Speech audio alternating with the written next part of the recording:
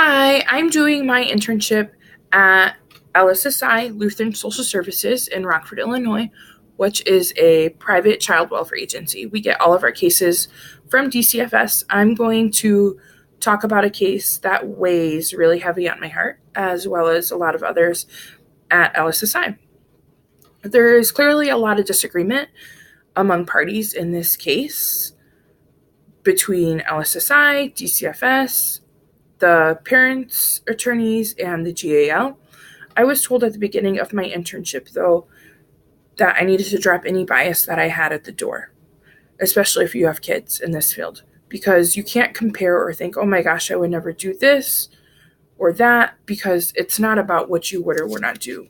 As a child welfare worker, it's about helping the cases and the parents that come into care to help support the parents in the services to both correct and address the issues that brought them into care. And if you aren't going to drop any bias at the door and get past what happened in the case, even if the parents complete and do everything that is being asked of them by both the agency and DCFS in the courts, and they still get satisfactory and it's still not good enough, then honestly, what's the point in foster care and intact care? You should just terminate the rights.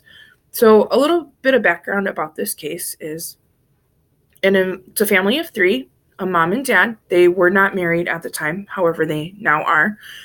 The case has been in care for it'll be 3 years in April.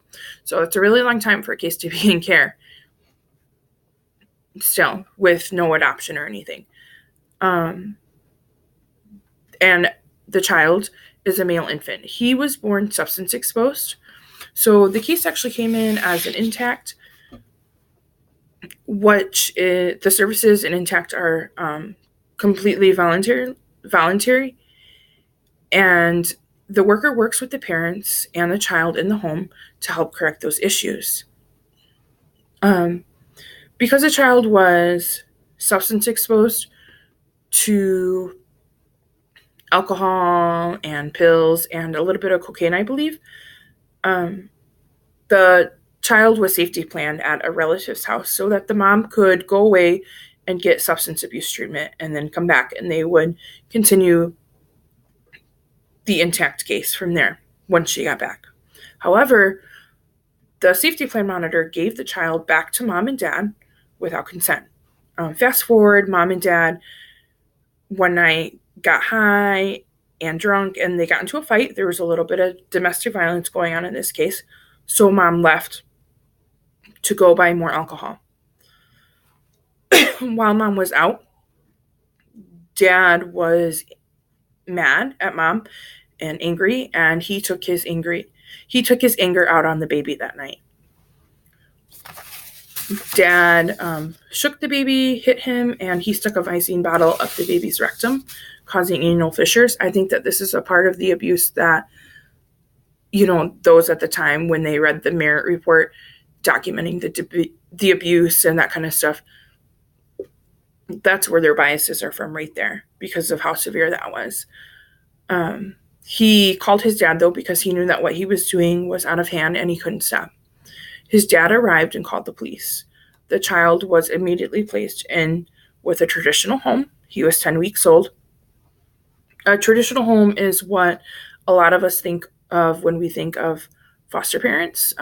They are strangers, basically, at the time, with no prior connection or relationship to the baby or to the family before this placement. Shortly after this had happened and the baby was placed in traditional care, both parents had relapsed within a month, and they left to Arizona to continue getting drunk and high. They were only gone a month, and they came back. Dad came back first, and he faced the criminal charges for breaking probation and the abuse that he did to the baby. And mom came back, and she also had to face charges because while she was out that night drinking and driving, she had gotten a DUI. So she had to serve jail time for that as well. After they got back from Arizona, though, they both had a really good heart-to-heart with the worker at that time, and they immediately started doing and completing all of the services recommended to them through their service plan, through the agency and DCFS and the courts. They completely made it 360. They were not the people that they were when the case came into care 3 years ago. The case will be 3 years old in April, because the child will be 3 in April. That's right. So at every single court hearing, they received satisfactory and progress. However, at the last court hearing, DCFS and LSSI got unreasonable efforts at a permanency review because the father had been in therapy, but he was out of therapy for a couple months, I believe, because the therapist that he was referred to at an agency, there was turnover. So he went through 2 therapists in like a 6-month span or something like that. And DCFS didn't like that, rightfully so. So after the second therapist had left for a new job or what have you, and the client was out of therapy again, DCFS put on these really strict guidelines, X, Y, and Z, that when you find this client a therapist, they need to have this, this, and this, and this. Like really ridiculous guidelines, I was told by my supervisor, that DCFS is wanting. DCFS saw that the parents were jumping over every single hurdle that DCFS and the courts had given them to jump through to prove that they are now capable of parenting this child that sustained this abuse 3 years ago from them, that they're not who they once were. Every drug drop has been clean since they got back from Arizona. Like they have literally changed their lives around for their family and for this child. But it's not good enough for DCFS because they're still stuck on what brought the child into care. So anyways, long story short, after going through 80 therapists, LSSI, the worker at LSSI, and my supervisor found a therapist with all the credentials that was wanted by DCFS. And he said, I will take your payment from LSSI, but I will not take DCFS payment. This is an issue in child welfare. You'll find a lot of people don't want to take payment from DCFS because they get it late. It's state payment, so sometimes you don't get it, or it's just not very reliable. So you have to travel a lot of times to provide your client services. We're in Rockford, Illinois, and we often have to travel to Aurora or Elgin for assessments and evaluations and that kind of stuff. And it's a hassle because a lot of our clients need transportation, which means it's on the caseworker's time to transport them. But back to the story. So we had finally found him a therapist, but because he was out of therapy at court and they had gotten unreasonable efforts at the perm review, DCFS took the case back from LSSI because they were ultimately seeing the direction that the case was going in, that these parents were really close to getting unsupervised visits with the child. And once they get unsupervised visits with the child, it'll go to overnights with the child and the parent, and then it'll be really close and a lot easier to get to the return home goal of reunification. So the thing that really angers me is DCFS took the case back. They have that right to do so. They did it because as an agency, they got no progress because of the therapy thing. The father's attorney was really mad and said, why has he been out of therapy like this? This isn't right. They're doing everything. And we all completely agreed. So at the transitional meeting with DCFS and LSSI, they said that when they got the case back, that they were immediately going to start legal screening it, which means that they're doing the paperwork that basically documents everything that the parents have done or haven't done, which in this case, they haven't done anything wrong because they have done everything that has been asked of them and more in the last 3 years. So they're legal screening it to change the goal towards adoption, because they are still hung up on what brought the case into care, and they cannot get past that, even though these parents have made a complete 360.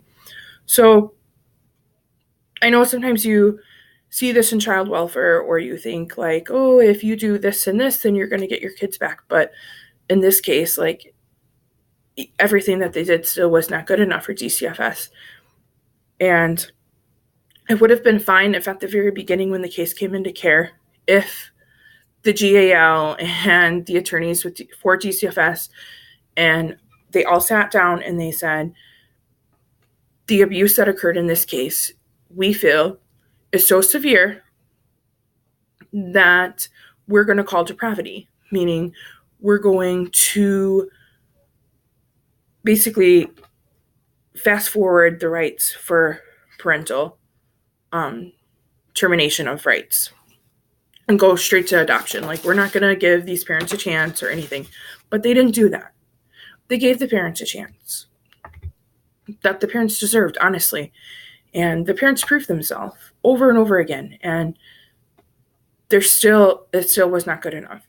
So my questions for you are, when do you think it's appropriate in a case to tell the client the direction that their case could go and their rights, such as hiring a private attorney if they don't agree with what's being done, calling the advocacy hotline number, or giving them information about signing specific consents or guardianship instead of having their parental rights terminated? It looks better if you kind of know that a case is moving that way. Like, once the case went back to DCFS at LSSI, we knew that it was over. Like, DCFS wanted the case back because they didn't want this child to go home. After 3 years of putting these parents and the foster parents through all of this, they still didn't want the child to go home. And then also, what would you do if you didn't agree with the direction that the case is going in, or with what the attorneys or even your supervisor is advising for the case? I just also want to add at the end, I know that when talking about abuse, especially with children, that it is a really heavy subject. And I know that a lot will disagree and they'll think, how could you advocate for these parents to get their child back? But I'm telling you, I supervised visits with these parents, and yes, I wasn't there when the child came into care, but nothing that comes into DCFS is pretty. Everything is coming in because it is abuse or neglect, and it needs to be corrected. And as an agency working for, as an agency contracted with DCFS and stuff, we're working to correct these issues so that these children can go back home, So those are my questions. Oh, and I also just want to add that the supervisor at LSSI was very supportive of them getting their kids back. They saw and they witnessed firsthand as well all of the progress and stuff that has been made. Like I said, all of their court dates and everything was all satisfactory. The ACR meetings was all satisfactory. Everybody agreed, honestly, that they should be going home. And then one day, like, a light twitch, and it's like somebody at DCFS was like puppeteering everybody, and then all of a sudden, like, the CASA worker changed her mind, like, oh, well, maybe, I don't know, like, kind of on the fence. Like, you could just tell from the beginning that they didn't want this child to go home. Also, a side note to kind of know about the case, which I find is interesting that I just found out, the GAL was pregnant at the time that this case came into care, and I guess that she was having a really hard time with that when they were going over the merit report, which documents the abuse, in the first conference at one of the early court dates. So, yeah, that's that.